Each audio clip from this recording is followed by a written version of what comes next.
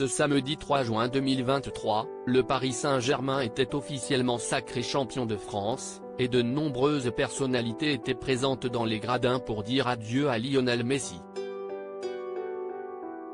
Après plusieurs mois de compétition, la Ligue 1 s'achevait hier soir, samedi 3 juin 2023, par le match opposant le Paris Saint-Germain au club de Clermont-Ferrand.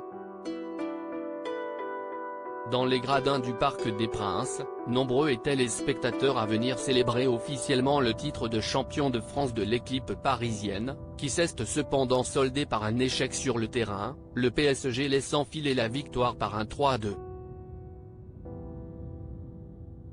Mais hier soir, c'était aussi l'ultime match de Lionel Messi. Le champion du monde argentin a en effet décidé de quitter Paris après 2 saisons compliquées, et alors que son club n'a pas souhaité activer la 3e année en option dans son contrat.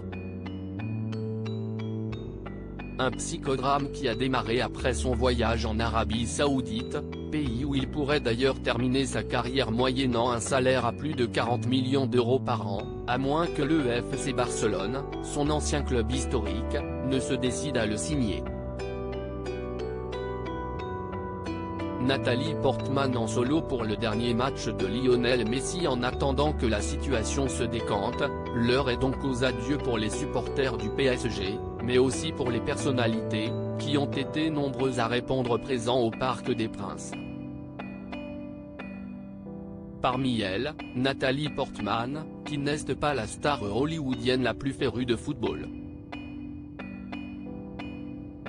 Toutefois, l'actrice de 41 ans était sur place en solo, sans Benjamin Millepied, avec qui elle a eu 2 enfants, dont une petite fille prénommée Amalia en 2017.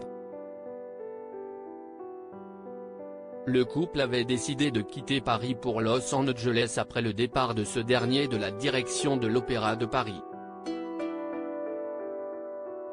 Cette venue pour le match du Paris Saint-Germain pourrait donc être annonciatrice d'un retour, alors même que la comédienne apprécie énormément la capitale.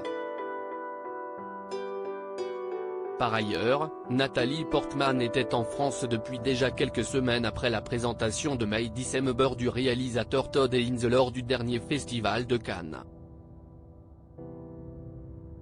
Une pluie de stars pour l'ultime confrontation de la saison de Ligue 1, mais comme vous pouvez le constater dans notre diaporama, elle était loin d'être la seule star dans les gradins.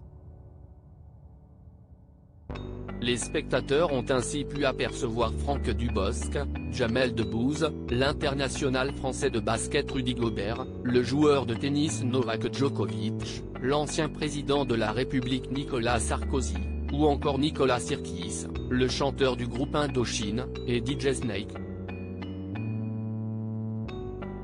Par ailleurs, l'ensemble du stade a rendu hommage à Sergio Rico, le joueur actuellement dans le coma après une grave chute de cheval.